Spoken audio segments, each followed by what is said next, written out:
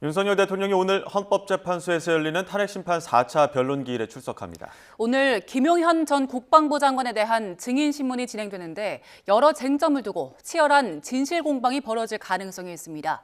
취재기자 연결합니다. 이경국 기자.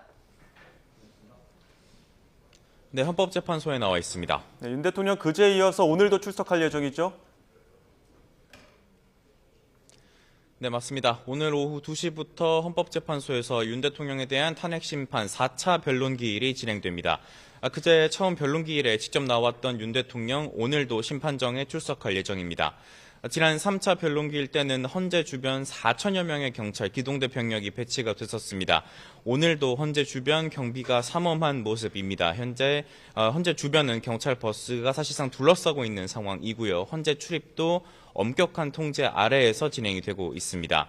앞서 윤 대통령 그제 탄핵 심판이 끝난 뒤에 구치소가 아닌 국군 서울지구병원에서 치료를 받은 바가 있습니다. 취재 결과 윤 대통령은 안과 진료를 받았던 것으로 파악이 됐는데요. 정기적으로 치료를 받아야 하는 상황이라고 하는데 다만 오늘은 병원을 찾을 계획은 없는 것으로 파악이 됐습니다. 네, 오늘 4차 변론기일에는 어떤 절차가 예정되어 있습니까?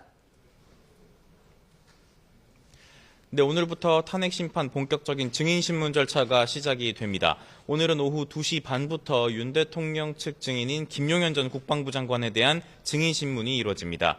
윤 대통령 측이 먼저 30분간 김 전 장관의 신문을 하고 국회 측이 이어서 30분간 반대 신문을 진행을 합니다. 이어서 양측이 각각 15분씩 한 번 더 김 전 장관의 신문하는 순으로 진행이 될 것으로 보입니다.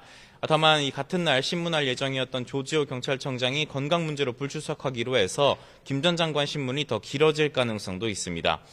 윤 대통령과 김용현 전 장관이 얼굴을 마주하게 될지도 관심인데요. 앞서 국회 측은 증인들이 윤 대통령 지시를 받았던 사람들이라면서 가림막을 설치하거나 윤 대통령이 퇴정한 상태에서 신문이 이뤄져야 한다고 주장했습니다. 실제 이 같은 조치가 이뤄질지도 관심인데 다만 윤 대통령은 자신은 직무가 정지된 상태라서 어떤 영향력도 없다고 말했습니다. 오늘 김용현 전 장관 신문 과정에서는 어떤 내용이 중점적으로 다뤄지는 겁니까? 네, 일단 계엄 전 최상목 당시 경제부총리가 건네받았다는 비상입법기구 예산 관련 쪽지에 대한 신문이 진행될 가능성이 있습니다. 이 쪽지는 이번 비상계엄 선포의 국회 무력화, 그러니까 국헌 문란 목적이 있었는지를 판단할 주요 단서 중에 하나입니다.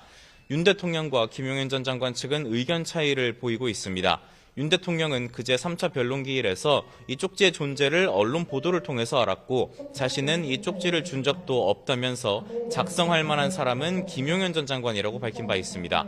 하지만 앞서 김용현 전 장관 측은 작성 사실은 인정을 하면서도 예산 삭감으로 마비된 이 국정기능 회복을 위한 재원 마련을 건의한 것이고 윤 대통령이 최 부총리에게 검토를 준비하라고 쪽지를 건넸던 거라고 밝힌 바가 있습니다. 네, 포고령 1호 작성 경위를 두고도 진실 공방이 이뤄질 가능성이 있다고요? 네, 비상계엄 선포 뒤에 발표된 포고령 1호 역시도 정치활동 금지 조항 등이 담겼던 만큼 위헌 논란의 중심이 되는 부분입니다.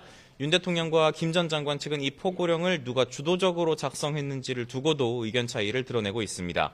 앞서 윤 대통령 측은 3차 변론기일에서 김용현 전 장관이 국회 해산권이 존재했던 군사정권 시절에 계엄 예문을 그대로 베껴서 작성을 했고 윤 대통령은 몇 자 수정했을 뿐이라면서 사실상 책임을 돌리는 모습이었는데요. 반면 김 전 장관 측은 이 초안을 작성한 것은 맞지만 법리적인 부분을 포함해서 전체적인 검토는 윤 대통령이 했다고 밝힌 바가 있습니다. 오늘 김용현 전 장관이 신문 과정에서 어떻게 증언할지에 관심이 쏠리고 있습니다. 지금까지 헌법재판소에서 전해드렸습니다.